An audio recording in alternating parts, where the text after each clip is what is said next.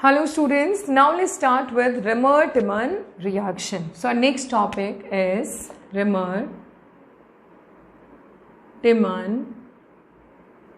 कितना मज़ेदार नाम है, Timon reaction, right बेटा? This is also an example of electrophilic substitution reaction.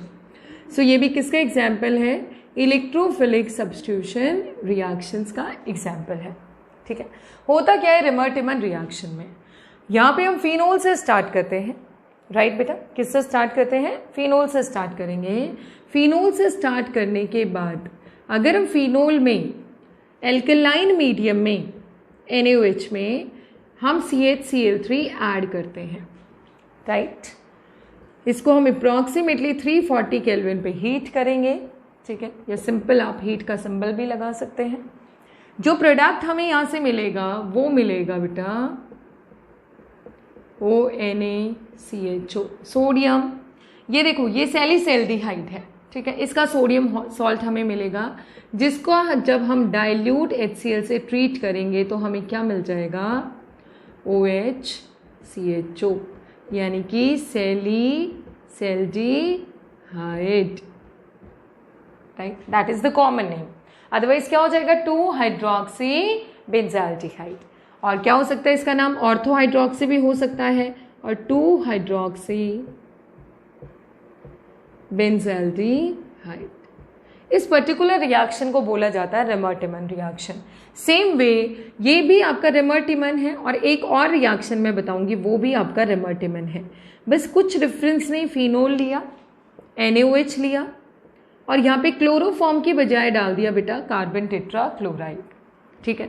यहाँ पे हमारा प्रोडक्ट क्या बनता है? देखिए, जैसे इस केस में हमारा प्रोडक्ट मिला था हमें ये सैलिसैल्डिहाइड, हमें यहाँ पे मिलेगा सैलिसिलिक एसिड और उसका भी sodium salt.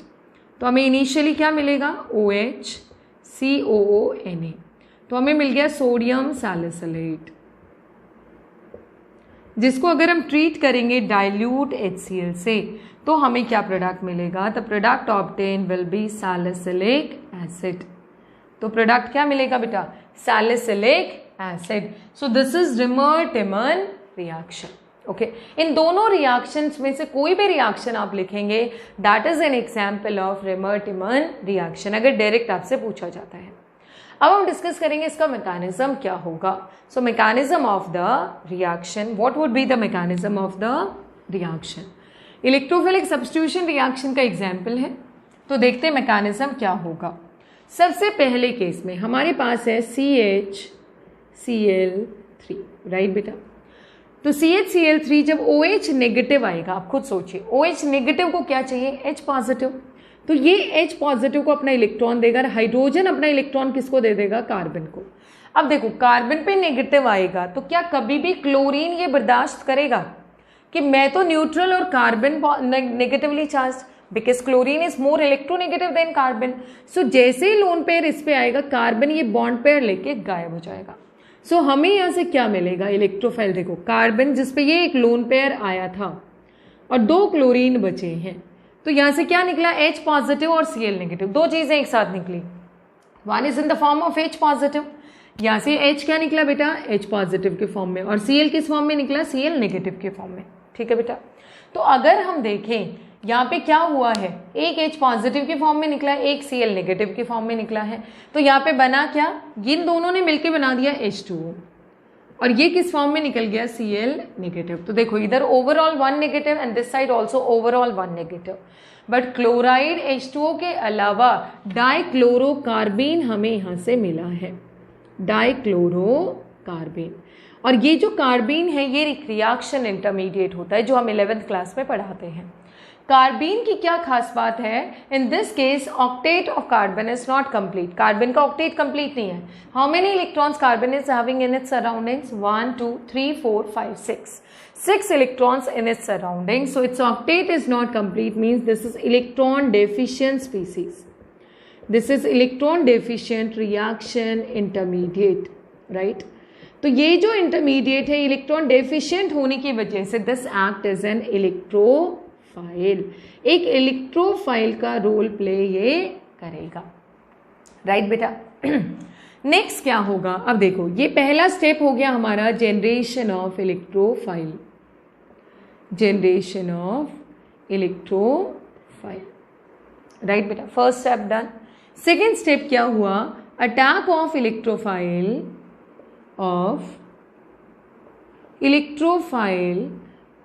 On phenol, phenol की बेंजीन रिंग पे अब इसका क्या होगा, अटैक होगा। ठीक है, मेनली अटैक कहाँ होगा, ऑर्थो पे। क्यों, क्योंकि जो ऑर्थो वाला प्रोडक्ट होगा वो मेजर प्रोडक्ट होगा and that is again due to intramolecular hydrogen bonding और chelation.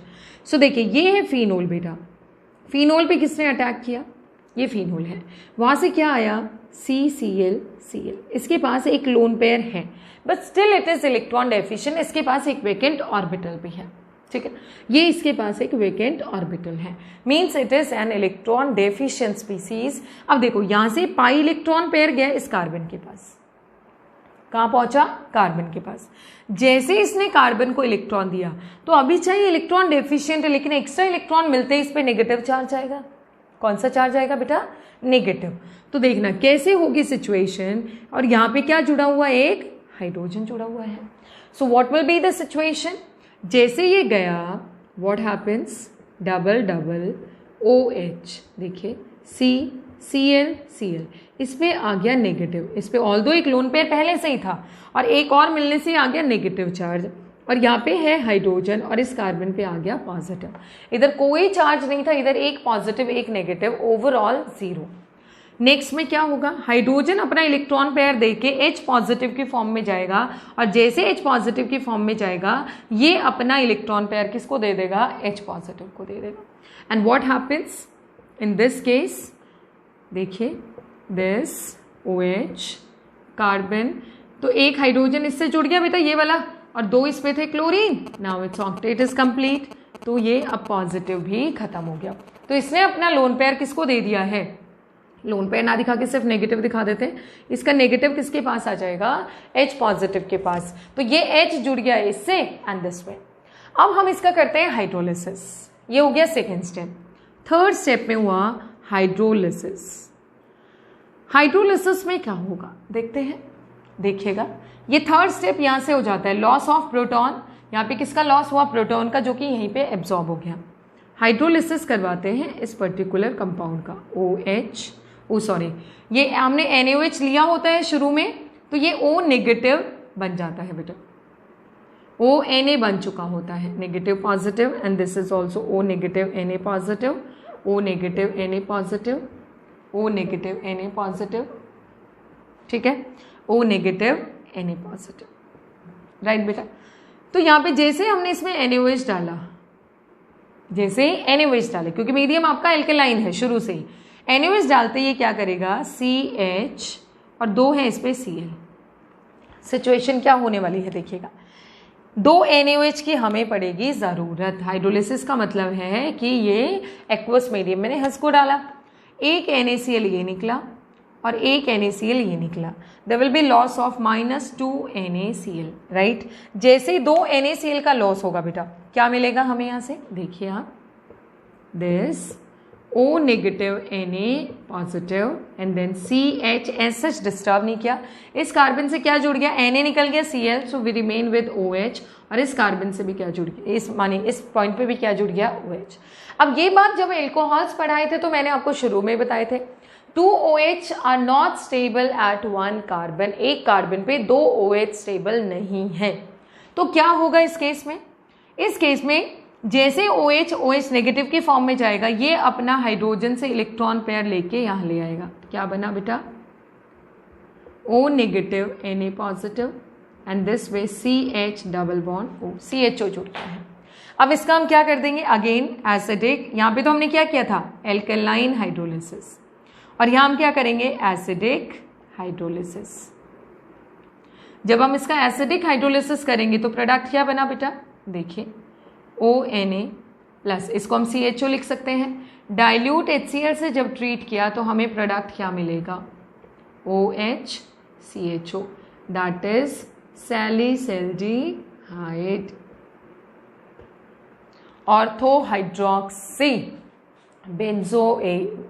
बेंजोएल्डिहाइड, ortho hydroxy benzaldehyde, that would be the product. So this is Reimer Tiemann reactions mechanism. Right बेटा, एक बार उसका देख लेते हैं सैलिसिलिक एसिड वाला कैसे बनेगा, उसका मैकेनिज्म और हम डिस्कस करते हैं कि हम किस तरीके से लिख सकते हैं उसका mechanism. So let's talk about the mechanism of the reaction in Reimer Tiemann reaction in which we treat phenol with carbon tetrachloride. अगर हम बोर्ड की बात करें, जो बच्चे सब बोर्ड में लिखना चाहते हैं तो वो इतना सही मैकेनिज्म लिखेंगे. देखो, you started with phenol, right बेटा, इधर से आता है CHCl3, CHCl3. ठीक है, आपने कैसे दिखाना है, in the presence of NaOH. आपको क्या दिखाना है, यहाँ पे बना दो ONA और यहाँ पे लगा दो बेटा CHCl. ठीक है, अब फिर से NaOH के साथ हाइड्रोलिसिस करवाना और यहाँ पे 2 Cl की जगह लगा देना 2 OH, ONA and then CHOH and OH, और इस तरीके से दिस इज अनस्टेबल, ऐसे बना दिया. नेक्स्ट में क्या होगा, there will be loss of H2O ऐसे, सो माइनस H2O करना और क्या मिल जाएगा हमें यहाँ से ONA, ये बोर्ड के लिए बता रही हूँ मैं आपको, CHO. फिर इसका ऐसे डाइल्यूट HCl से हाइड्रोलिसिस करना and we will be getting salicylaldehyde OH CHO. Right बेटा, so this way you can carry out Reimer Tiemann reaction. आपका इजीली हो सकता है. अगर बोर्ड की बात करें, simple you can go with this mechanism. दूसरा वाला जो मैकेनिज्म है जिसमें हम कौन से रिएक्शन करवाते हैं, OH plus NaOH plus CCl4, heating में हमें मिलता है सैलिसिलिक पहले, और दूसरे स्टेप में हम डाइल्यूट HCl से भी ट्रीट करेंगे, so will be getting salicylic acid. ठीक है, क्या है इसका मैकेनिज्म, इसमें सिंपली आप क्या लिखेंगे बेटा, इसी तरीके से मैकेनिज्म आप लिख सकते हैं ONA, राइट, C, और यहाँ पे एक H की बजाय तीनों क्या आ जाएंगे, Cl. देखो, इसका Cl और इसका H गया, HCl के फॉर्म में निकल गया. इसका देखो कैसे हमने लॉस करवाया है, इसका H और इसका एक Cl HCl के फॉर्म में निकल जाएगा. राइट बेटा, यहाँ पे इसका एक Cl और इसका H निकल गया तो 3 Cl बच गए. नेक्स्ट स्टेप क्या हुआ आपका, जैसे ये बने, सॉरी पहले तो हम बताते हैं ना कि कैसे हुआ है. OH है फिनोल, फिनोल को हमने ट्रीट किया बेटा CCl4 प्लस NaOH. तो फर्स्ट स्टेप में हमें क्या प्रोडक्ट मिलेगा, ONA प्लस, और इसके साथ क्या लगे होंगे, CCl3. इसको हम ट्रीट करेंगे एक्वस NaOH के साथ. एक्वस NaOH में कैसे रिएक्शन हुआ, देखो एक NaOH इधर, एक NaOH इधर और एक NaOH इधर. ठीक है, जैसे NaOH आएगा तो ये एक NaCl निकला, फिर दूसरा निकला, फिर तीसरा. जैसे यहाँ भी हम लिख सकते थे NaOH आया और इधर एक NaOH आया, तो ये एक NaCl ये, एक NaCl ये, तो 2 OH लग गए. ठीक है, हो गया बेटा.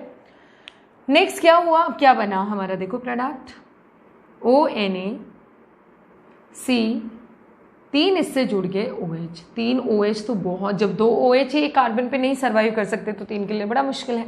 तो यहाँ से किसका लॉस हो जाता है, H2O मॉलिक्यूल का लॉस होगा. जैसे H2O मॉलिक्यूल गया, ये क्या बन जाएगा, OH C double bond ONA, Na यहाँ आ जाता है बेटा. And then you treat this with dilute HCl.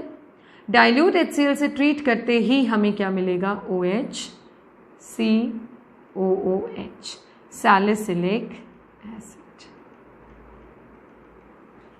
Right बेटा, so this way we can get salicylic acid. Okay, अब बात आती है एक और, हम गेटरमैन रिएक्शन कर लेते हैं. ठीक है, गेटरमैन फॉर्माइलेशन रिएक्शन, यहाँ तक ये क्लियर हो गया है, रिमर-टिमन रिएक्शन. सो बाकी रिएक्शंस हम मिसलिनियस पे पढ़ेंगे. रिमर-टिमन रिएक्शन भी अपने आप में बहुत इंपॉर्टेंट रिएक्शन है. In Reimer Tiemann reaction there is one important point. Suppose its ortho position is blocked. मान लीजिए जो फिनोल हम यूज कर रहे हैं उसका ऑर्थो पोजीशन ब्लॉक्ड है, तो उस केस में जो हमें प्रोडक्ट मिलेगा वो क्या मिलेगा बेटा, that would be our para product. Right, so ये जैसे फिनोल है और मान लीजिए ये इसका ऑर्थो पोजीशन ऑलरेडी ब्लॉक्ड है. So in such cases if you treat this with CHCl3 plus NaOH and heat it, तो अब ऑर्थो ब्लॉक्ड है तो ये आपका जो CHO लगेगा वो कहाँ लगेगा, पैरा पोजीशन पे। तो जब भी ये दो रिएजेंट आप चेक करें तो आप समझ जाना कि आपको कौन सा ग्रुप ऐड करना है, CHO।